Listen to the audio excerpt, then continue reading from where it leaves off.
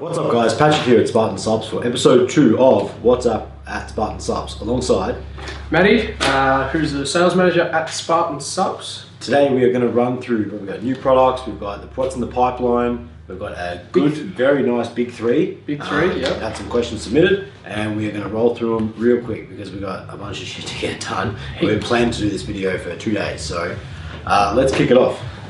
In the product pipeline, Oxy Shreds, back in stock fully. Total War Double Tap. Bit of a delay on one of the ingredients. Long story short, it's enhanced. The product is even better. It's been an opportunity to improve the product a little bit, and that is getting finished manufacturing this week. So it should be back in Australia in the Spartansuppz warehouse in 14 to 16 days, I'll say. Primeval Labs, Neanderthal and Mega Pre. So those are all going to ship together along with a new flavour of EAA Max, Pineapple Mango, which are going to be hitting them in about 1 week. So they'll hit us the 2 weeks after that, so 3 weeks from today.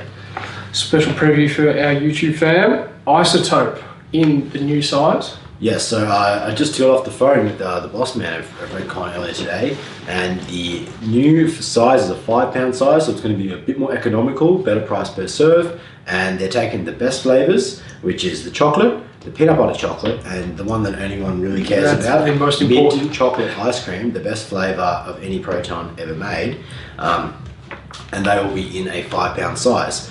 We are going to work on getting a shipment of that out very soon, probably within the next 2 weeks. So we'd say, because of the sale time of that one, we'd say and the shutdown over Christmas, things sort of grind to a halt. Realistically, probably first or second week of January for that one. All things going to plan. Yeah. Steel Supplements, Charged AF Australia. Yes, this is one I'm very excited about. So if you follow on the chat snap and IG stories, you would have seen that we've been guinea pigging a couple of formulas and a few flavors of this one. Very cool product, very hard hitting. A couple of tweaks we're going to make. I'm going to retest that with some updated flavors to make sure it's spot on. Yep. But to be quite honest, I think this is better than the US one. I really enjoyed it.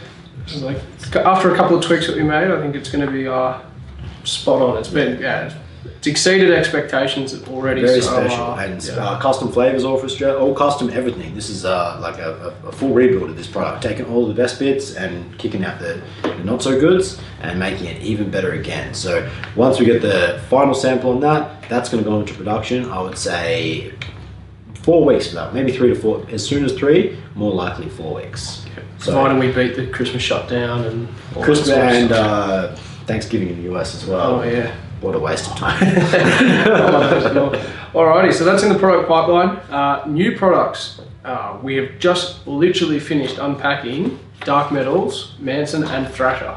Big back in stock for some stimmy, high energy, strong fat burners and pre-workouts. You want something that's going to kick ass, these products definitely would wake the dead. So exact same flavors, a little tweak on the formula, a bit more euphoric energy, but if you liked it before, you're going to love it now. Yep.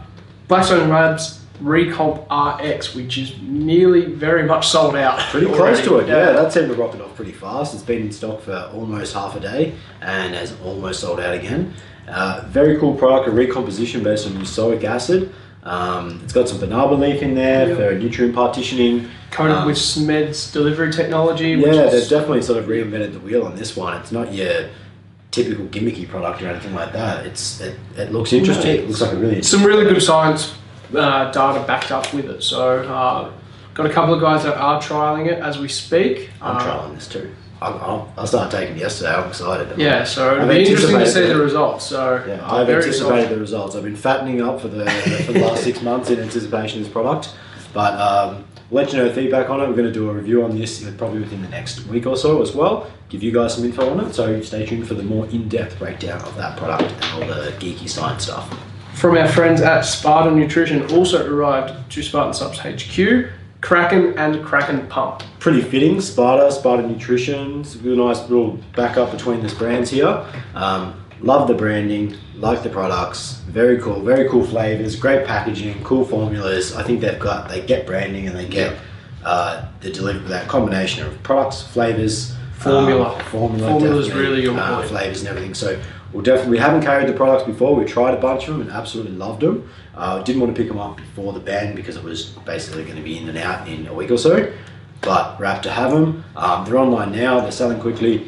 We will do a supplement review on those also within the next week. On a quick note, that Oz custom formula I actually much prefer to the way US better. It's, way better. The other one, I did not like. I got the too much, way too I much. got all the stim problems. Yep. The big ones from our big friends at BSN, Hyper Shred, and Endo Rush, the fat burner and the pre-workout, all in stock now. Entry level, so higher energy based sort of products available now, all flavors. Awesome. EHP Labs, we've just introduced in their whey protein isolate 2 new flavors in both sizes, in the chocolate decadence and the cookies and cream, and also another Australian brand, Maxines, from Maxines.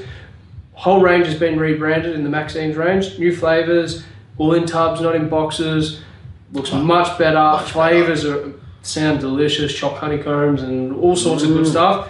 All available now, all on the interwebs as we speak. But Tubs is a good move too. Tubs is a good move. It's Maxes are the first to admit those boxes were dog shit. Good in theory. Maxine was outdated probably a good 5 years ago. Yeah, it was good products, great company, but the whole boxes thing and the just Femin chick, it was a bit weird. Yeah, so much improved. Flavors are awesome. Packaging on point. So very good things. All right, moving on to our big 3. This question was submitted to us. Overtraining. This is a big topic. Everyone thinks they're overtraining. What is overtraining, etc. But is it even a real thing? So overtraining is without doubt a real thing. You can be training. We call the goal is to strive to hover around your maximum recoverable volume, or your MRV. How much can I do and still get better? Now that's going to vary based on what you're training for. If you're training in a higher rep, lower load, think of it as the variables being intensity and volume. Those sort of, as they scale around, as intensity goes up, volume has to go down. They can't coexist together at high and high. Say I train high volume, high intensity, you don't. They can't. They're like, it's binary. It's one or the other. So you definitely want to be training hard and pushing yourself, but I don't think the training to failure is ideal for 95% of people. That going until you're tremoring and shaking, the quality of the reps goes down. You're basically learning to get worse at the movement. So if you want to get good at lifts, which is how you get stronger and how you progress in the whole way, you need to get good at the lifts. The saying should be, perfect practice makes perfect, not practice makes perfect. If you practice like shit, you perform like shit. Exactly. And I think one thing to think about is if you're munted, and I'm not talking about muscle soreness for days, because everyone's going to experience muscle soreness, but if you are feeling munted in terms of tired, lethargic, no motivation, anything like that, chances are you are overtraining. So you need to change up a couple of variables. You're not going to die if you take a little bit of time off to recover. They're all key signs. So I think my philosophy is there is a such thing as overtraining, but it's more so under recovering. So not doing the right things in terms of your recovery, just focusing solely on the training, forgetting the nutrition, forgetting all the physical sort of aspects of recovery. They're the 2 most important aspects. Yeah, so I would say address those issues first and make sure that you're hitting your protein intake, you're drinking aminos and so on while you train, you're staying hydrated. Little factors like those things, those 1%ers do make a difference. And then sort of go back to your training, look at your overall volume for the week. How many times are you training your muscle, and how much, if you're doing 20 sets for biceps once a week, you're not going to grow. There's only so much stimulation you can get out of one workout. First thing you learn, physiology for idiots, is lesson number 1. A muscle recovers in a maximum of 72 hours. Training once a week is wasting half of the week. So if you want to get better at something, do it more frequently. Swimmers swim daily. If you swim once a week, you're not going to be a good swimmer. If you want to be a good, look at the strongest, most efficient lifters. We go a weightlifter. They squat / overhead press 3 to 7 times a week. Or in a lot of cases in Russian training and a lot of mental block volume-based training programs, you'll train 2 to 3 times a day. Yeah. Which is nuts. A lot of volume, but it's at a lower intensity. Exactly. It's sub-maximal. That's how you get better. All right. Training for newbies. So guys, girls, whoever just starting out in the gym want to sort of like look to set up their own starting program, what is the ideal beginner's training program? What should I look to incorporate into this training program? So train everything, and train like basically for most people, I think a good starting program would be to train upper body and then lower body, and do that 2 times a week. So you've got 4 training days and you've got enough time to space it out to do 2 days on, 1 or 2 days off, 2 days off, on again, and then have that the remaining 1 or 2, whichever it may be, completely off. So you can train Monday, Tuesday, take Wednesday off, train Thursday, Friday, and then have the weekend off, rinse and repeat. That's going to give you a lot of opportunities to get better, and you can get a lot of work in across a lot of lifts. So good rule of thumb for what exercise selection, the more weight on the bar, the better it is. So that would mean a leg extension would be far inferior, a lesser exercise than a barbell squat or a leg press or a front squat or just some sort of a squat variation. So it's that cliche, like focus when you're first starting out, it's like focus on training movements rather than training muscles to begin with. So don't focus on isolating and all this sort of stuff that all these bodybuilders talk about. It's like, yeah, everyone follows a bodybuilding style of program, but like 5% of the people who train are bodybuilders. So let's focus on training movements. And realistically, like following Phil Heath's training program is probably about the dumbest one you could follow, because you're not Phil Heath.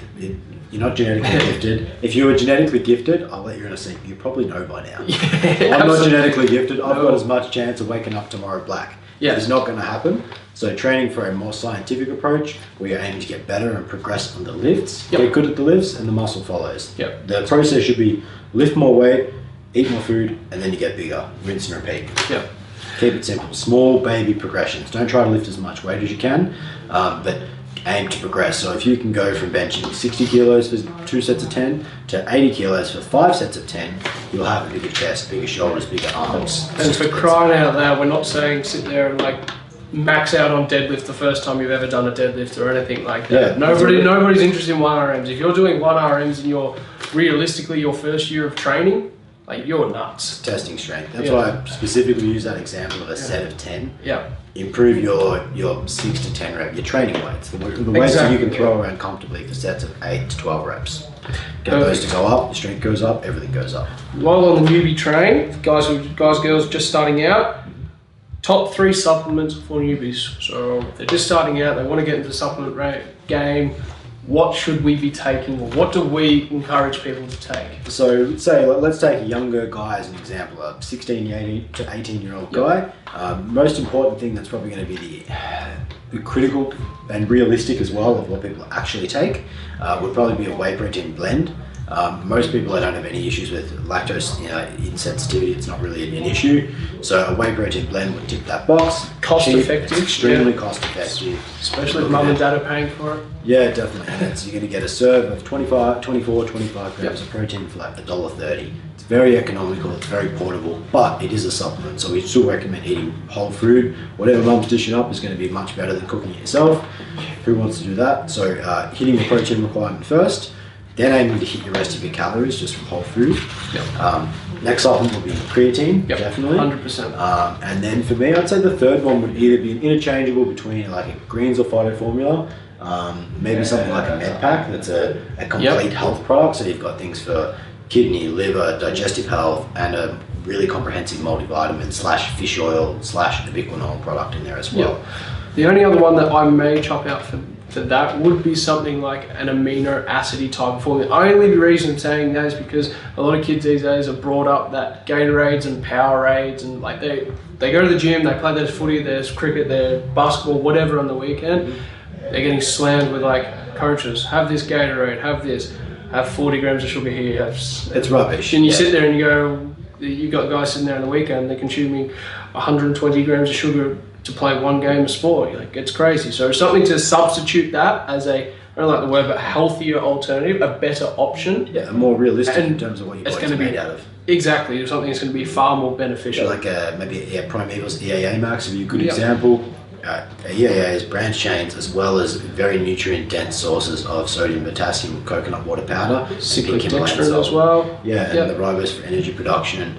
Very comprehensive and a really like a health promoting supplement. A supplement really, in our opinion, should, especially if you've got a very thin selection, should promote, yes, the muscle and the recovery, but also benefit your health as well. Because if you're not healthy, you can't do anything.